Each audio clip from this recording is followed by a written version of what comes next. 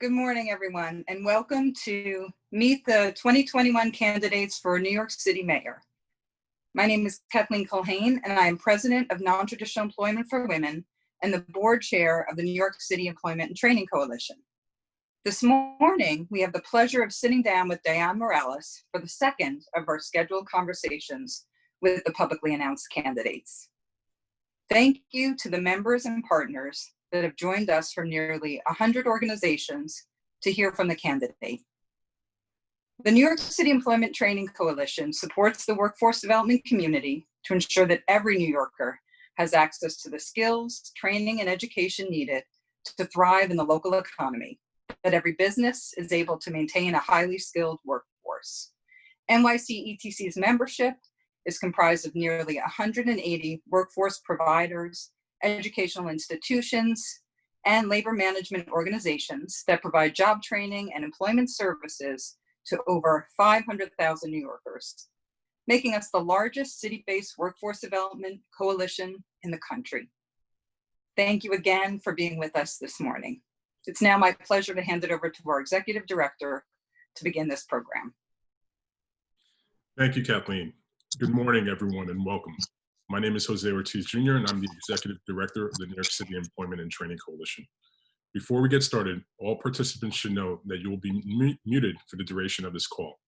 Ms. Morales will be provided an opportunity to talk to us about her candidacy and answer some questions in a fireside format. We'll then open it up for a few questions from several members and partners.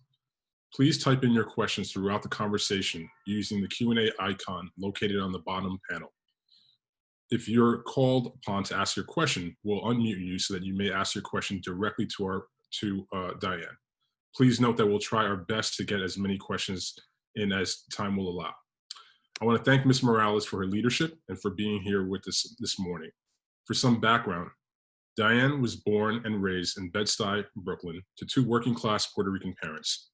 She is a graduate of Stuyvesant High School and Stony Brook University, and holds an MS in Social Administration from the Columbia University School of Social Work, and an EDM, in Administration from the doctoral program at the Harvard University Graduate School of Education. Ms. Morales has dedicated her life's work to building partnerships across the public and private sectors to deliver high-quality services to struggling families. Most recently, she served as the CEO of Phipps Neighborhoods, an anti-poverty organization in the South Bronx. And prior to that, was the executive director of the DOOR, a youth development organization in Lower Manhattan.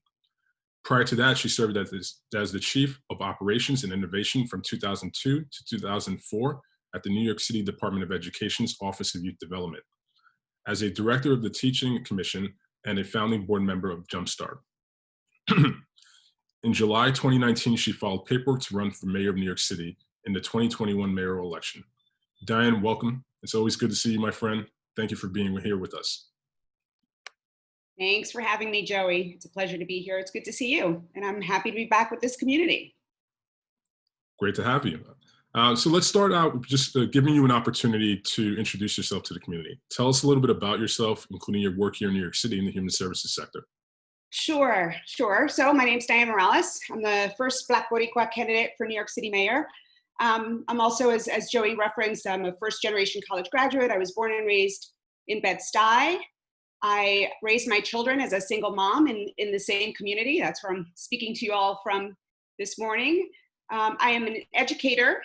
I've dedicated my entire career to helping Black and brown folks in communities fight to overcome the injustices and inequities that are baked into our public policies and the institutions that are charged with carrying them out. Part of that journey for me has always included creating innovative and alternative solutions to addressing the dysfunctional systems and to create pathways to opportunity for those folks in those communities. I've been a founder of Jumpstart, as Joey mentioned. It's a national early childhood organization that just celebrated its 26-year anniversary. I've been the executive director of several nonprofit organizations, significantly increasing budgets, impact, and recognition, both in the city and internationally for quality programming. I've created programs that have been replicated citywide. For those of you who run DYCD, Compass, or used to run those programs, the education specialist model was something that I created. I've created housing for young people, including the LGBT population, transitioning out of homelessness or foster care. And I've established cross-sector partnerships with employers and higher education that have provided access to career pathways in healthcare that exceeded the national retention rates in that field. And I think that the most consistent sort of thread in my work throughout my career has been actually the recognition of and the implementation of partnerships to be successful, the recognition that no one entity or individual can actually create the kind of change that we need in our communities. Thanks, Dianne. As I mentioned earlier, you filed to run for mayor back in July 2019. I did. At the time, why did you decide to run for mayor? So, you know, as a lifelong New Yorker, I really can't point to a time when I felt like our city government belonged to us. I think as a first generation Boricua, I'm aware that the notion of the American dream really isn't possible when it relies on systems that weren't built for all of us and that don't work for all of us. And so, a year ago, I decided it was time for me to step into these unknown waters and declare my candidacy, because I feel like we need one of us on the inside if we're really going to find a way to address the root causes of inequity and injustice. I think it's important for folks to be represented who have historically struggled to afford the rent, who can't find jobs that provide livable wages, who can't access quality health care, and who've always been over-policed. I think it's going to take one of us to bring change for us. And I don't think that people who haven't done this work really truly understand that. I think there's a difference between the sort of intellectual or the theoretical and the practical.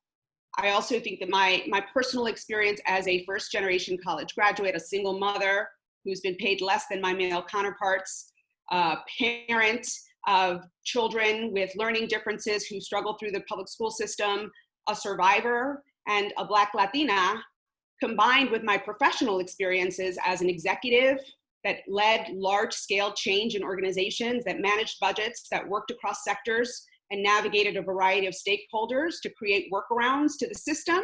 I think all of these skills and experiences are really the critical difference that can help to bring about the transformative change that we really need.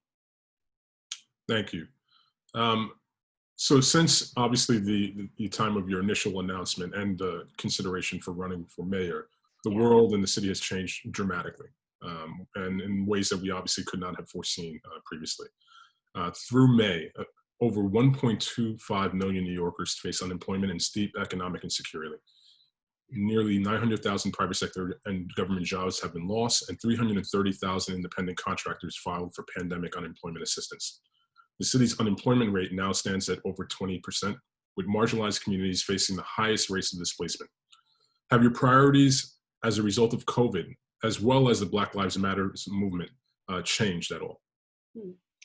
I wouldn't say that my priorities have changed. I think the COVID-19 pandemic has definitely strengthened and reinforced my resolve. But I don't think any of this is really an accident. What I mean by that is that in many ways, the COVID-19 pandemic just revealed the pandemic of racism in ways that are impossible to ignore. The COVID pandemic has not been the great equalizer that some people were talking about it being at the beginning when all of this hit. It's just, instead, it's put our disparities in stark relief, right? And as I said before, from day one, my campaign's been focused on root causes. So what the pandemic has done is to make the case for the urgency around our needs to address those deep-seated, underlying and longstanding structural patterns that led to my being in this race to begin with. It's really just kind of highlighted the pre-existing conditions that have been reflected in the disparities in terms of access to affordable housing, or employment for economic stability, or quality education, or healthcare. It's just laid bare the cracks in the foundation. But I think that there's plenty of us who love our city and its people, and we're stepping up and stepping in to lead what I'm hoping will be the radical reimagining of who we are and how we operate. Thank you.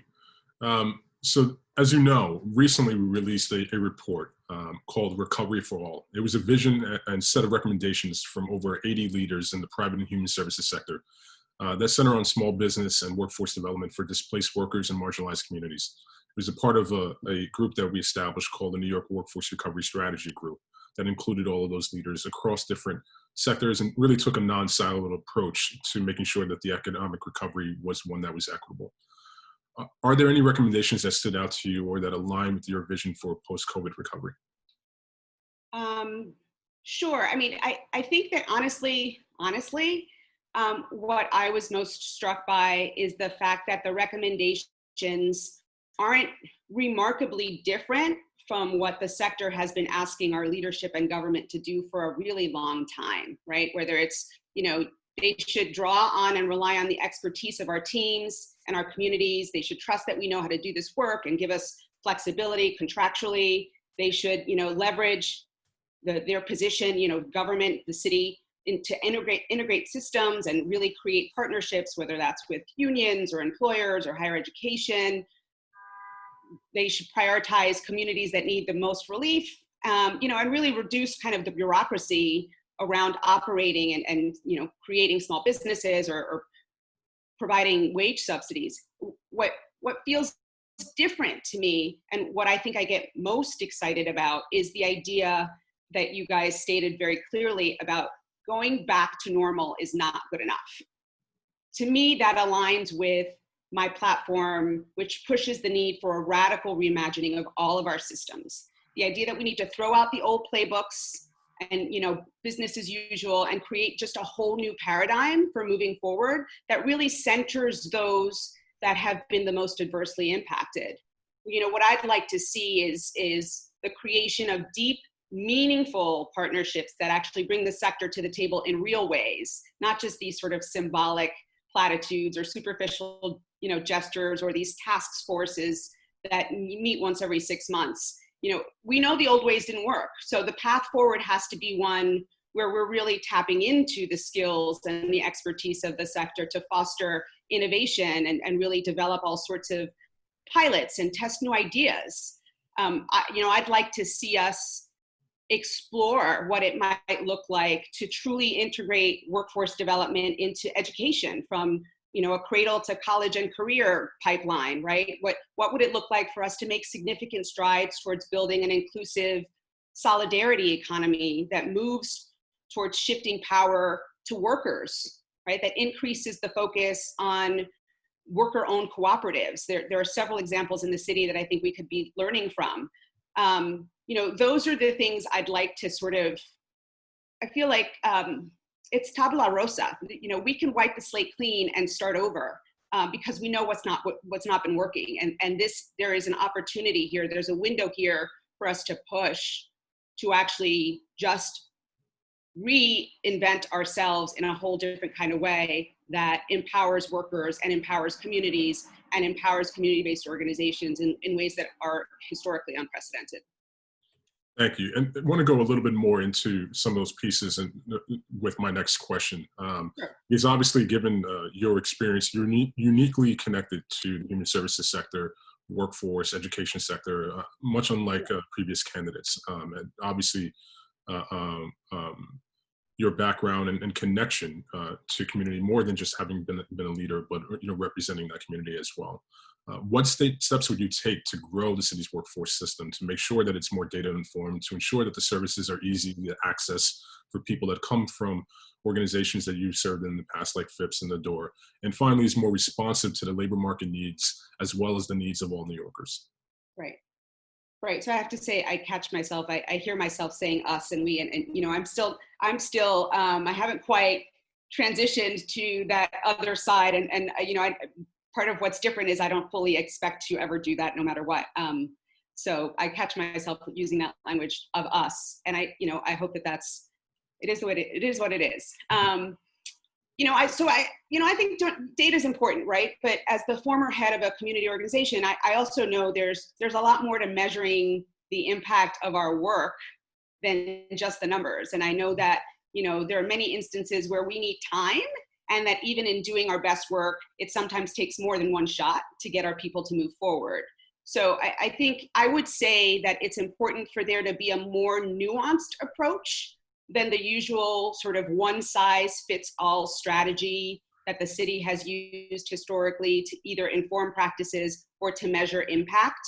And I think that the sector has a critical role to play in helping to determine what the appropriate data is, and what we think, what we have to recognize is that things are changing right now. Everything is changing. And so what we measure and report and how we do that might also need to change as we move forward.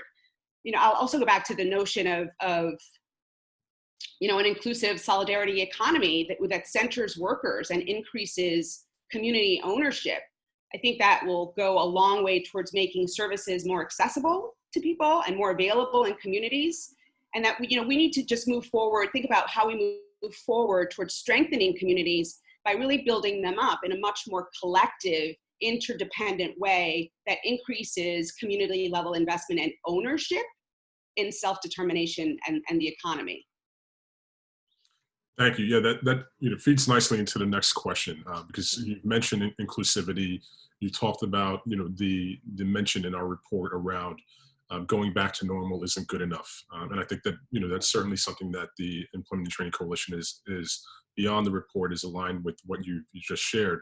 Tell us more about your plans in order to make the city more inclusive, and when considering that, consider a few questions. What is the role of workforce development specifically in that conversation?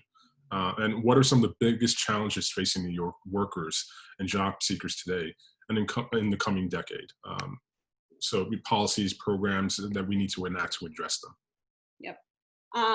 Well, in terms of making the city more inclusive, we could certainly start by putting a woman of color in charge. I think that would go a long, long way towards making the city more inclusive. I think, so I think about this question in two sort of prongs, if you will, the short term and the long term. I think in the short term, we really need to provide the economic relief that people need to survive, as the report touches on, right?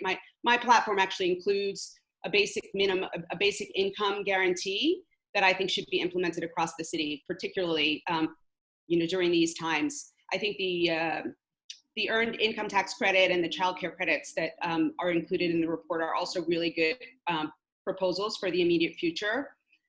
In the longer term, I would look to create more integrated, substantive partnerships with the workforce development community and other citywide stakeholders, the Department of Education, CUNY, NYCETC, the Partnership for New York City, all of the players that really have a stake in the successful reimagining of the city. The current, the historic sort of silos of operation and the symbolic representation that we've had at the table in terms of determining solutions to problems that have plagued us, have really hampered our ability to maximize impact. And so we have to sort of, again, fundamentally reimagine how we approach this moving forward. There's not any one solution. There's no silver bullet. There's no one person or institution that's going to do this.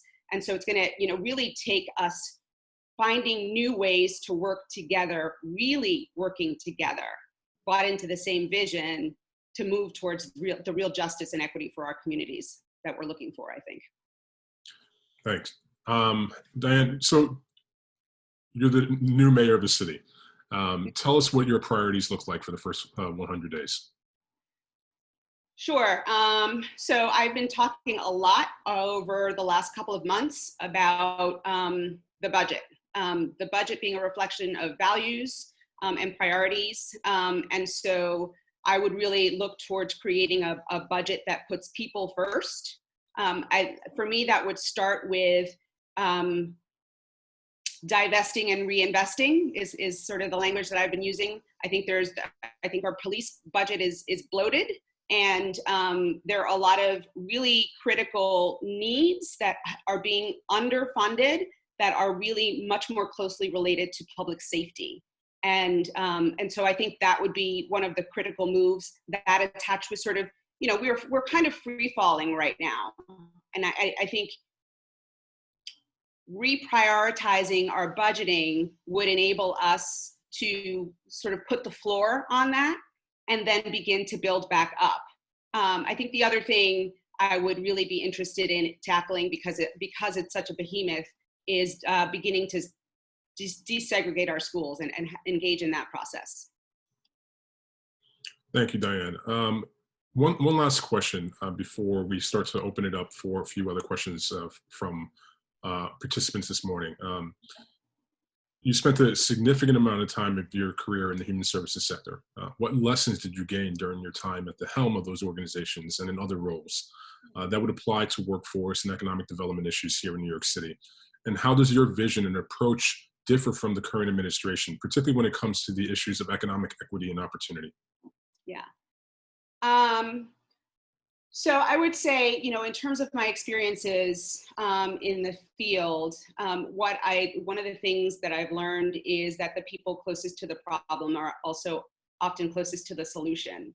And that, again, I'm going to keep hammering this theme of partnerships and the role of partnerships in creating and implementing those solutions. There's no silver bullet. And I cannot say that enough. I also, I think one of the things I learned is that community organizations on the ground have a unique and invaluable perspective on what the needs of the community are. And that when given some of the bandwidth or the margins to actually innovate and try new things, that they can come up with the solutions to those issues. In terms of the de Blasio administration, everything about me is different from him. I am a Black woman, a Black Latina who was born and raised in New York City, right? All of those things are different from who he is. I have both navigated the systems from a personal perspective as a single mom and all of those other issues that I've dealt with, but I've also actually run organizations and programs that helped people overcome those barriers and those obstacles and those challenges. So I've got that executive experience as well. I think the other thing that's different is, I'm coming from the community. I'm not a career politician. I'm not, jumping from one political office to the other. I haven't spent the last decade building up my war chest, and I don't know anybody any political favors. I'm not indebted to anybody. So that gives me the ability to be boldly unapologetic in what I'm seeking to do and what I'm seeking to, what I say. And I think that there's a freedom in that is perfectly aligned with this moment in time in terms of the kinds of changes that we need to implement. I don't think we need someone else in office who is going to be constrained by previous relationships or previous, favors that have been traded or dollars that have been raised, right? I mean, the other thing that's different is my campaign is 100% grassroots. In this last fiscal filing, we actually crushed, the media's not covering this, but we crushed every other mayoral candidate in terms of the number of donations from New York City residents, and by at least 3 to 1.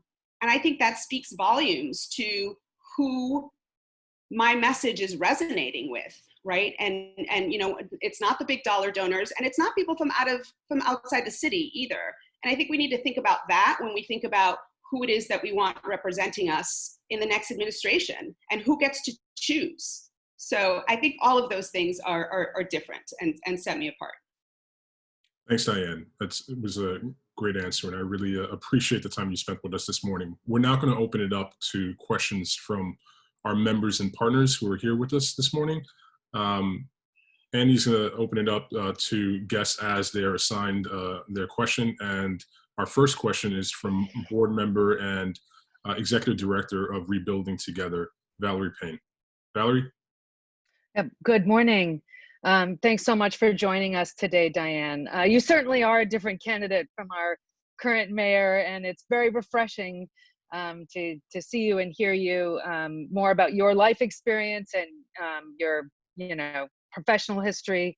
I think you make a great candidate, and you certainly can understand the workforce community and the role that we all play and really the kind of economic fabric of the city, helping connect people to jobs. So Rebuilding Together, just because it's mostly unknown. Rebuilding Together NYC. Just quickly, its mission is to repair homes, revitalize communities, and rebuild lives. Specifically, we do that at the moment through providing critical home repair to low-income homeowners, and we train and place people in careers in construction, both of which are critical in the face of COVID-19, and certainly do, I think, have a little bit of an impact in countering the institutionalized racism that's kind of created the situations that they're in. And so my question for you, and we're a pretty small nonprofit, is how will, and a lot of our, the New York City Employment Training Coalition members are smaller nonprofits, like how will you kind of support them in the face of looming kind of city and state budget cuts and the changing parameters of a lot of foundations, given the current kind of climate and all of the issues that we're facing now day to day? Like, what kind of policies might you put in place, or how would you just support us to be able to continue? Yep, sure. Thanks for the question, Valerie. So I think my approach and my philosophy towards the sector is similar to what it is towards just people, right? You center and prioritize those that need it most first. And so I think there's a critical role for the local, smaller mom and pop, community-based organizations to play in reimagining the city. More often than not, the smaller organizations are the ones that have the sort of deeper relationships in the community, and the more sort of personalized relationships with folks in the community. So I think it's really important to sort of start there and work our way out or up, or however you want to think about it, in terms of the larger organizations that might have a bigger endowment to hold them over, or whatever, different sources, access to different sources of revenue and support. So I think that I would want to, I would center and focus on supporting. It sounds like, also just given the work that you guys are doing, there's a critical role, I think, in terms of maintaining and preserving home ownership for those that are struggling the most right now. And so, I think that those things have to align, and that we need to support the smaller organizations that are doing the work. I hope that answers your question. Thanks, Dianne. Our next question is from Wayne Ho, who is the president and CEO of the Chinese American Planning Council. Wayne?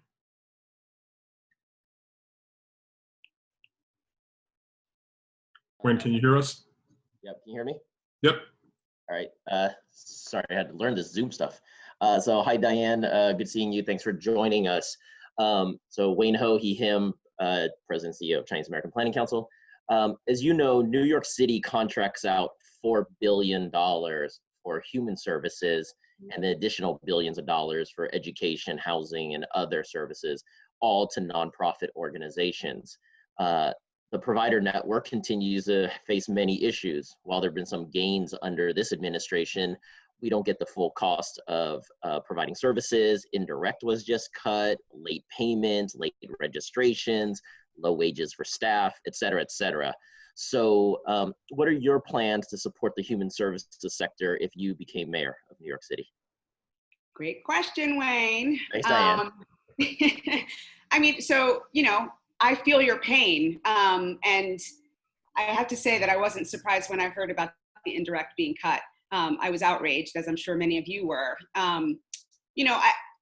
Again, the city has the ability and the capacity to pay for-profit contractors their full rate and all of their overhead. I would want to flip that model on its head, right? The first entities to get fully paid for the work that they're doing would be the nonprofits. Because if anybody has the ability to absorb sort of hits or cuts at scale, it's the corporations and the businesses that are doing, the larger businesses that do business with the city. So, I think it's really important, and this goes back to my idea about, one of us being on the inside, right? And being able to be led by someone who understands the difficulties and the challenges that the nonprofit sector navigates in terms of not just the shortfall of the budgets, but the delays in payments and all of the bureaucracy and the hoops that you have to jump through to recoup expenses.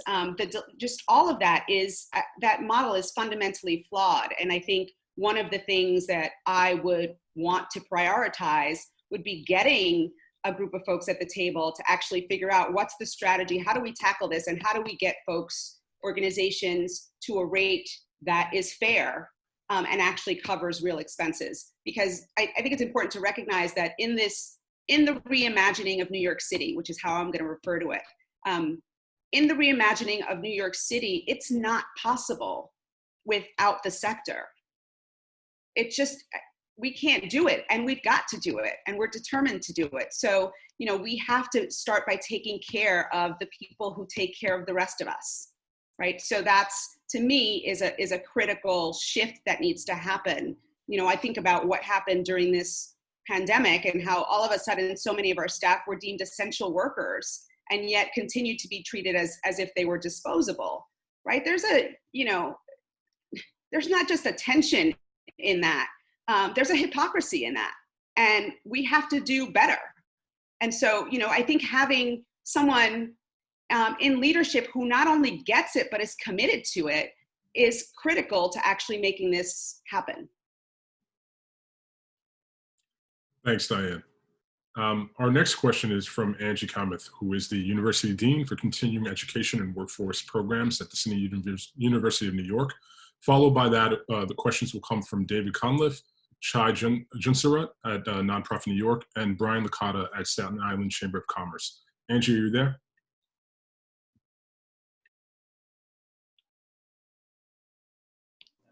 Yes, hi there, sorry about that. Hi, Dianne, good morning. Oh my gosh, that's fun.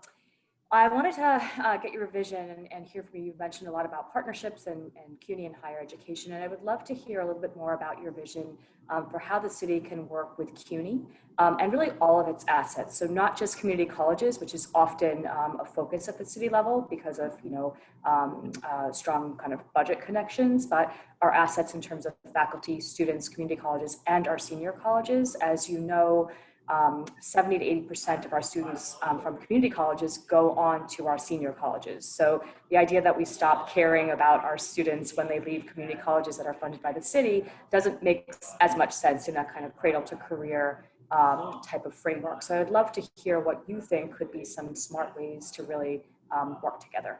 Thank you. Great. Thanks, Angie. It's good to see you. So I have some thoughts about this, and certainly they're not exhaustive. So this would be one of those things where it'd be great at some point to have a conversation. The first thing I think is a shift in the paradigm and the framework and thinking about our school system as a K through 16 system that really sort of enables us to support our students all the way through. That's critical, and the integration and what that means, right, in terms of articulating an integration process and a seamless process where our students are sort of automatically being able to move into the CUNY system. The other thing is, I think a lot, this is where the education and the workforce development piece intersect for me. I think we need to fundamentally overhaul what we teach and how we teach it. There is nothing that's happening in our school system right now, particularly K through 12. Let me be kinder. There's not a lot happening in our K through 12 system that is actually preparing our students to succeed and thrive economically or in any other way in the world. And so, I've talked about reorganizing our instruction, our curriculum around three key pillars: financial literacy, digital literacy, and civic literacy.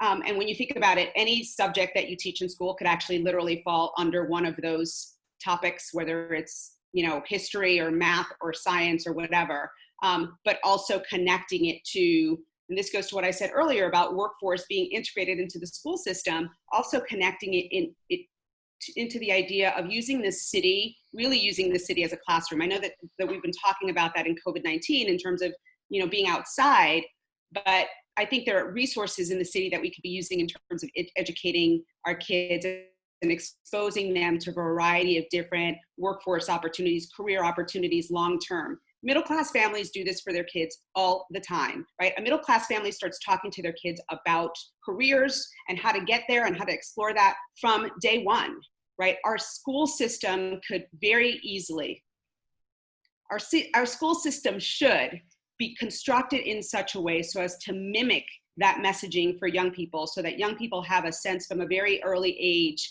of what's possible and what it's going to take to get there.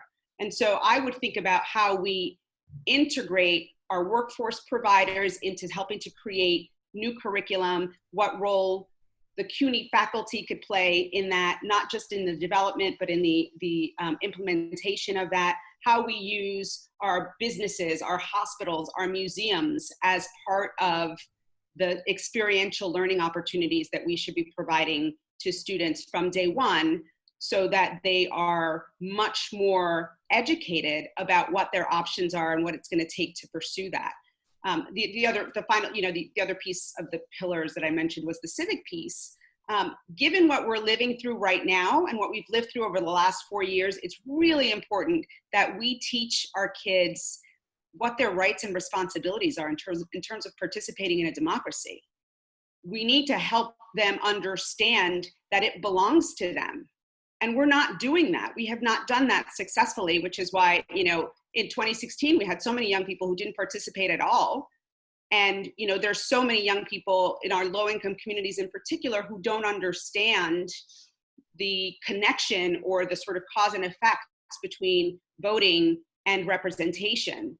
And so, I think that there's a fundamental overhaul that's needed in our education system. And I would start with the littlest ones, but go all the way through the CUNY system and also, integrate it in such a way that it felt more seamless than it does right now. Thanks, Diane, and thanks, Angie. Our next question is from David Cunliffe. David is the Executive Director of the Center for Community Alternatives. David, are you there?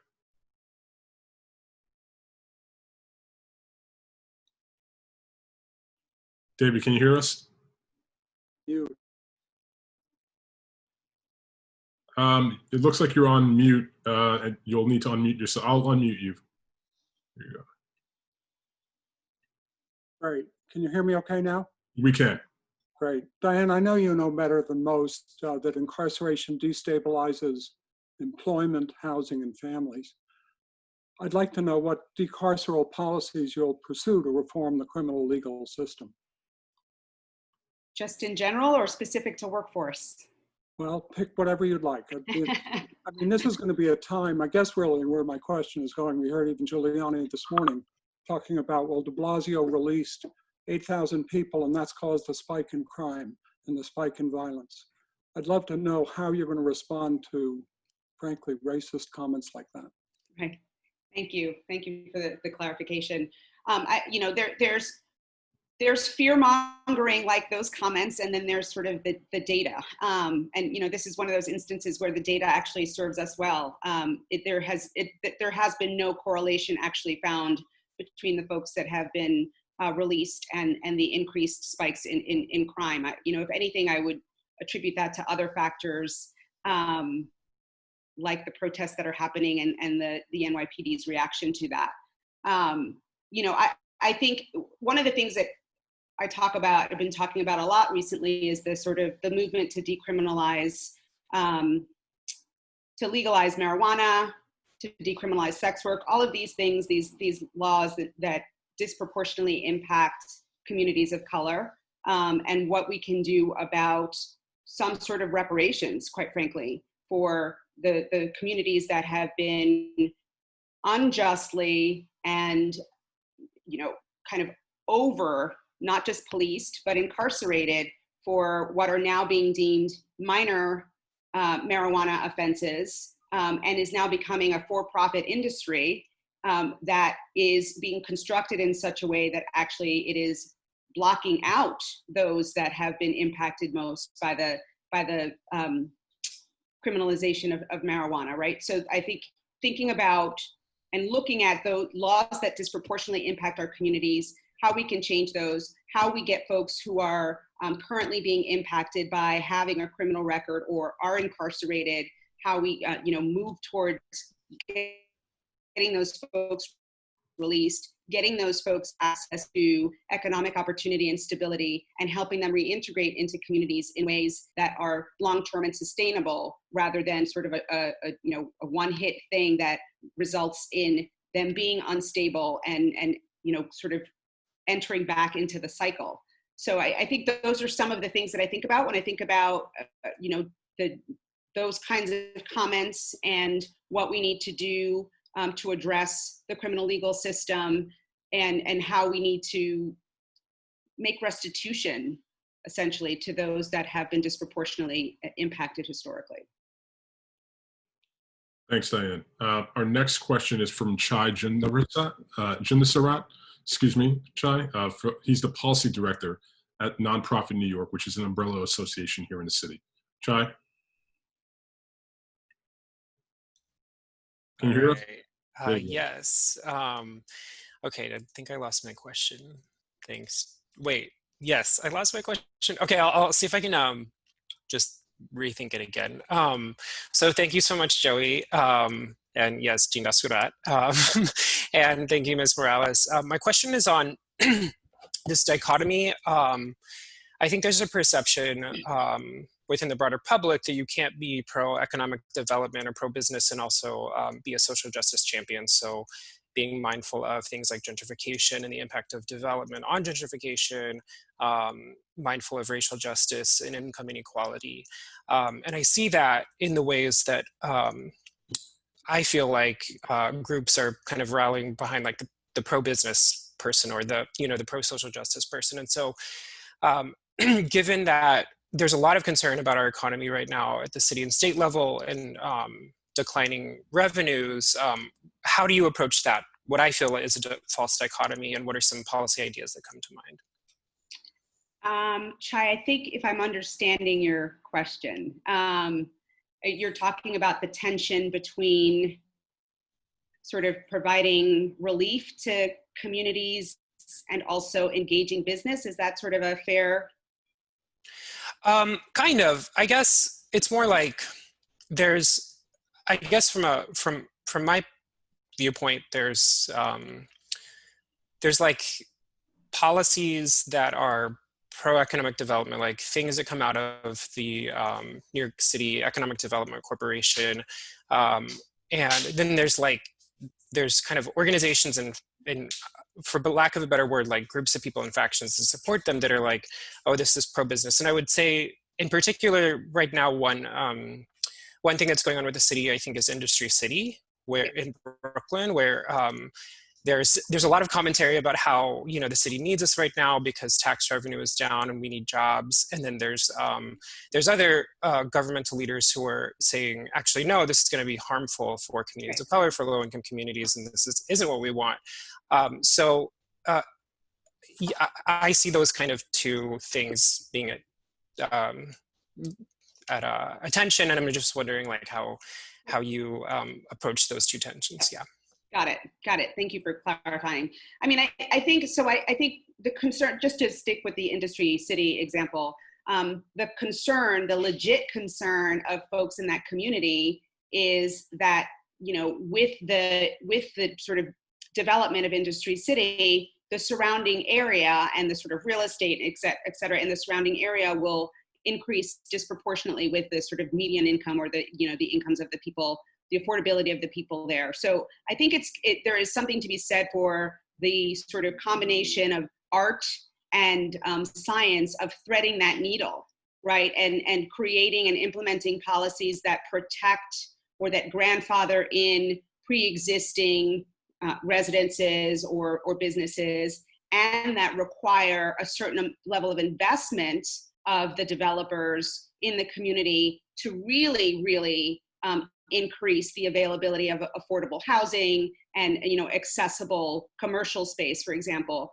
I think that there have been nods to this historically that haven't had a lot of teeth to it, or that have been based on numbers, AMI or whatever, that are superficially inflated and that contribute further to people being pushed out of those communities. And so I would love to figure out and to work to increase that kind of development that will bring jobs, but also at the same time, make an investment in protecting the existing community. I don't think that the deal, the way it's been laid out right now, currently has enough of that. And I think that's part of the outcry from the local community around those issues. Thanks, Diane. Our next question is from Brian Licata. Brian is the Membership Relations Manager at the Staten Island Chamber of Commerce. Brian, are you there? Yes. Hi, Diane. First and foremost, I want to thank you for being on here today. And NYCETC, this is great. I have to tell you, Diane, I love everything that I'm hearing today. And I don't normally say that. So I am from Staten Island, and I have to say that historically, we have been left off when it comes to any sort of investment in workforce development, creation of living wage jobs. What we see is historically retail jobs, minimum wage jobs, where people cannot support their families. Our North Shore has one of the highest rates of out of school, out of work, young adults in the city. We're in the top 10, and that's not a list that you want to be in the top 10 of. Right. What we want to know is, how will this administration create jobs that have career ladders for those that are historically marginalized and left out of programs? Yep. Thank you for raising the issue of Staten Island. I think that's spot on. I will say that my program, the program that I built in the Bronx, doing Career Network Healthcare, that was providing access to career ladders for young people, actually had a couple students from Staten Island. So I know that they will travel if they feel like the program is worth it. But that being said, there's no reason why those kinds of resources couldn't be made available in Staten Island. And I think that, learning from those models and sort of, to the point that I made earlier about the role that government can play in helping to leverage and broker partnerships on the ground with employers and education institutions and community-based organizations to actually facilitate the training and placement of young people on career pathways. I think that has been historically sort of underutilized, and so that's something that I think is really important. The other thing I'll go back to, one of the examples of this sort of solidarity economy that has come to my attention is actually based in Staten Island. It is an inclusive housing sort of community land trust thing, cooperative housing, called Ganas. And I think there's something to be said for us, particularly in places like Staten Island that have historically been underserved and forgotten, for piloting things and experimenting with things in those kinds of communities, in pockets of those communities that allow and build for community ownership in a different kind of way, right? And so I would want to, and maybe we'll get to do this, I would want to work with you to figure out what that could look like on a local level in Staten Island, right? There are all sorts of models that around cooperative, worker-owned cooperatives. And I think there's something to be said there, in particular in communities that have been sort of more historically marginalized or forgotten. There are healthcare models, there are credit union models, there are food delivery models. There's all sorts of things where, it's not a traditional career ladder, but worker ownership and a democratized workplace is a whole different concept. And, I think that we have a window here to really rethink how we're doing all of this so that we're empowering community members in a whole different kind of way. And I think that would be a great place to start. Thanks, Diane, and thanks, Brian.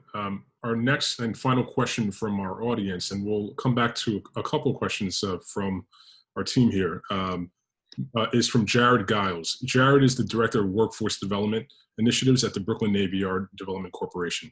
Jared, are you there? Yes, I'm here. Can you hear me? We do. Great. Let me get my question. So Diane, my question is around when you mentioned desegregation of schools. I was wondering how the plan to desegregate schools ties into a more holistic plan to invest within communities that have been traditionally under-resourced. So communities that have access to food, lack of access to jobs. How does the desegregation of schools play into that so students and families in those communities can continue to live full lives and also advance in their careers? Sure. So I'm trying to sort of make the direct connection between those two things. One of the things I think that COVID-19 has done, for better or for worse, right? We've all been pushed into this virtual world, and that has also sort of shed light into the gap between, low-income communities and communities that are more resourced. So in terms of the desegregation of schools, I think one of the first things I would want to do would be to increase access to the internet, increase access to technology for communities that are historically underserved. Excuse me. And I think with that comes, there's job opportunities, right? In terms of, installing and making those resources available. Those things, those jobs and those opportunities should go to the community first, right? On the desegregation thing, one of the things I think that we are missing right now, particularly at this moment in time with the sort of push to go back to school, is that, several things that we're missing. One, we should be partnering with community-based organizations that have been doing this work in communities forever. That adds increased square footage from the social distancing perspective if we're tapping into community-based organizations and their spaces.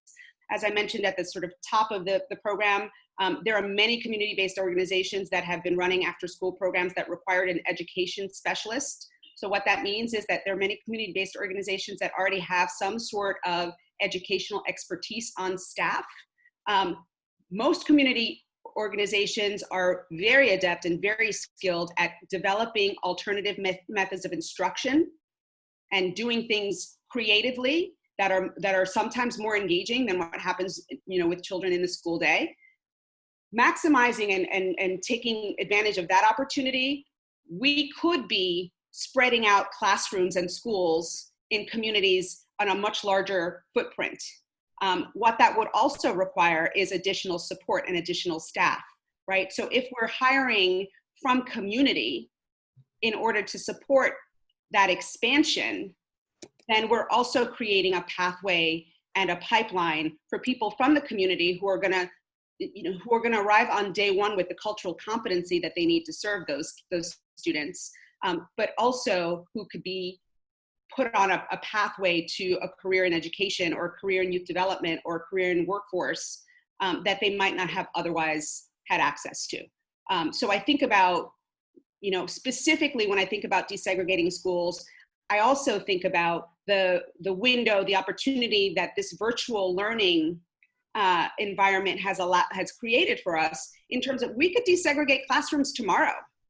Teachers no longer have to be tied to a classroom or a building. If they're teaching remotely, and we could do implement a hybrid system of students being on the ground in schools or at community-based organizations, and having a couple of hours of instruction a day in front of a computer with a student in Washington Heights could have a teacher from Park Slope, right? And we could actually be desegregating our classrooms virtually in a way that has not been, I haven't heard discussed yet.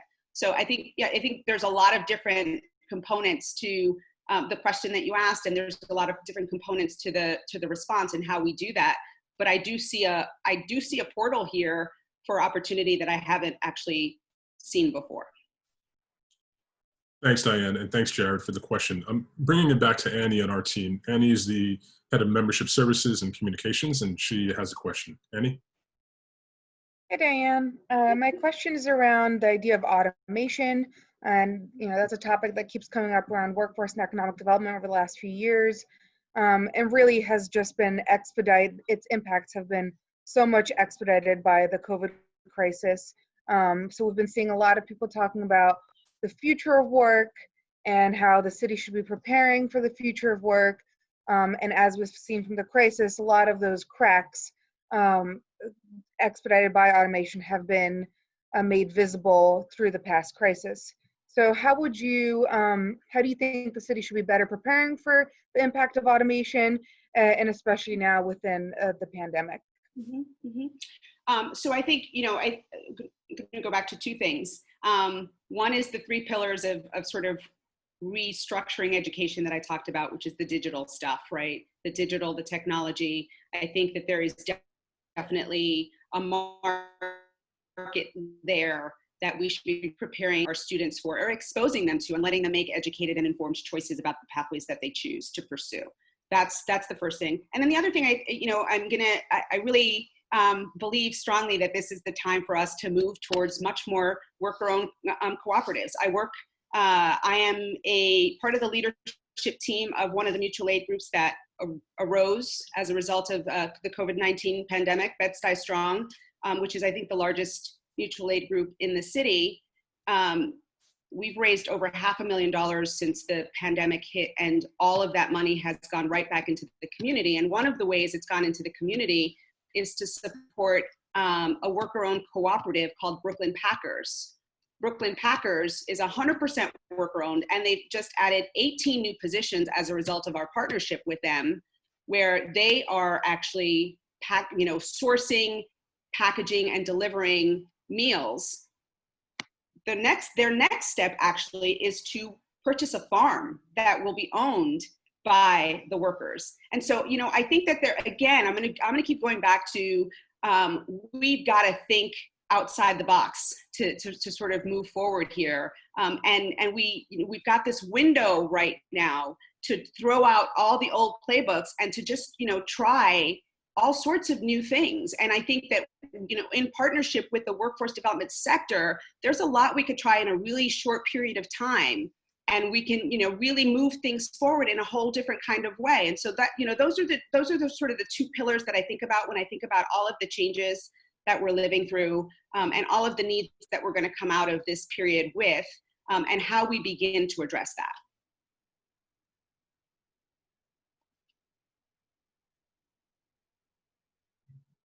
Dianne, so thanks so much. That is the last of our questions from our team, from our audience. Just wanted to give you a few extra minutes to make any closing remarks, anything else you'd like to share with the participants today before we let you go. Sure. I guess I would say, our city's at a crossroads, and I feel like the decisions that we make in the next few years really have the potential to impact us for generations. Amidst all the doom and gloom of those who are claiming that our city is dying, there are those among us who are really digging in because we're fighters, because we're trailblazers, and we know that New York City has some of the greatest talent in the world. Right? We are New York City. We've been down before, but we're never going to be out. I think we have an unprecedented opportunity to stand up for economic justice through quality jobs, equal pay, and affordable childcare, access to education and quality healthcare, and everything and everyone's right to be safe and live free from sexism and racism. This is our time. I love New York, and I love our people, and I don't think I'm alone in that. I really have an unwavering belief in our power and our energy to create a new New York City. There's power in the collective action and the possibilities that we can create together. And I think that we can be the beacon and the true model for justice and equity that we'd like to be. But that's, I think that's going to take all of us. It's going to take us on the ground. It's going to take us at the polls, and it's going to take us in public office to radically reimagine the possibilities and bring true justice to our communities. I'm running for office because I believe that it's going to take us to create the change for us. We're at this crossroads, and our future is now. Government belongs to all of us. And it's our right and our responsibility to demand change. And sometimes in order to do that, we've got to first be willing to be uncomfortable and challenge ourselves to demand new approaches. For me, that meant stepping into this race and claiming and creating a space as a mayoral candidate that defies the establishment's protocol for being anointed or for waiting my turn. And I hope that for the workforce development field, it means being uncompromising in the commitment to really creating a new framework for how we support our communities in pursuing access to real justice and opportunity. Thanks, Diane. That concludes the second of our conversations with the 2021 candidates for New York City Mayor. A quick program note, please join us after Labor Day on September 10th for the third of our Meet the 2021 Candidates for New York City Mayor. We'll be speaking with Brooklyn Borough President Eric Adams. This conversation will be followed by New York City Comptroller Scott Stringer on October 15th, retired Brigadier General Lori Sutton on November 5th, and other candidates to be announced in the coming weeks. Thank you all for joining us this morning. And of course, I want to once again thank Dianne Morales for being here with us. Thank you, Dianne, and wish you the best of luck with your candidacy. Enjoy the rest of the day. Good to be here. Thank you. Bye-bye. Bye.